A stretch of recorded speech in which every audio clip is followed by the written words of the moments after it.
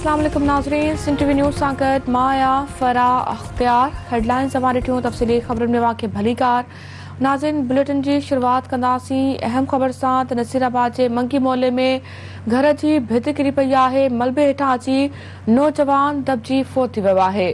वाक़े में नौजवान मिटी जे ढेर हेठां दबजी फोत थी वियो आहे।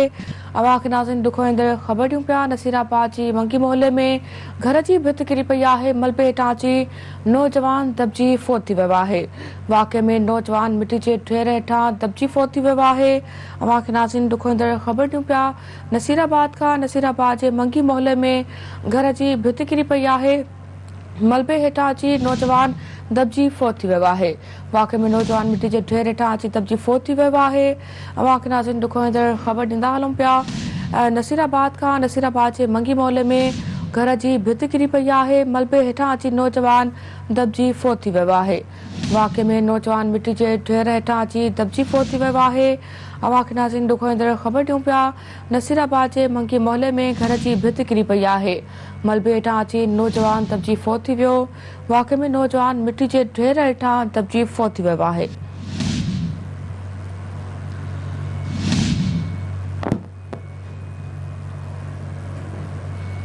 इन हवाले सां तफ़सील लाइ राब्तो कयो आहे सिंध टीवी न्यूज़ रिपोर्टर अल्लाह बख्श कुरैशी साहब। अल्लाह बख्श, अपडेट कजो, भित किरी पई आहे जंहिंजे नतीजे में नौजवान दबजी फोत थियो आहे। अपडेट कजो।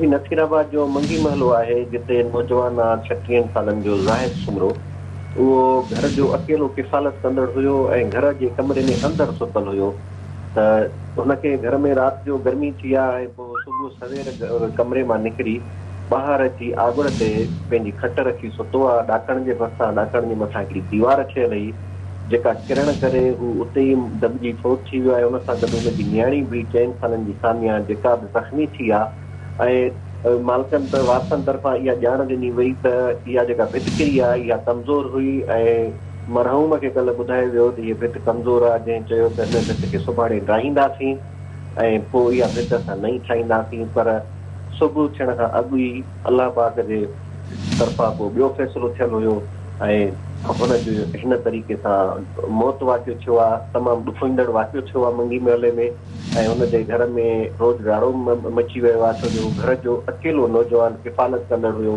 ऐं हिन वक़्तु हुनजा मासूम ॿार आहिनि, हुनजी अमड़ आहे ऐं हुनजी घरवारी आहे, ॿिया ॿारड़ा सभिनी जी किफ़ालत कंदो हो ऐं हुनजे हिन ओचिते मौत ते हिकिड़ी ॾुख वारी लहर आहे ऐं पूरो इलाइक़ो सोगवार बणिजी वियो आहे छो जो जेको हीउ जंहिं तरीक़े सां हुनजो मौत थियो आहे इहो ॾुखोईंदड़ मरहलो आहे त हू घर में अंदरि सुतल हुयो ऐं उतां निकिरी ॿाहिरि अची सुतो आहे त मथां हुनजी दीवार किरी आहे। जी ठीकु आहे, अल्लाह बख्श, वॾी महिरबानी अवां जी। इन हवाले सां अवां अपडेट कयो।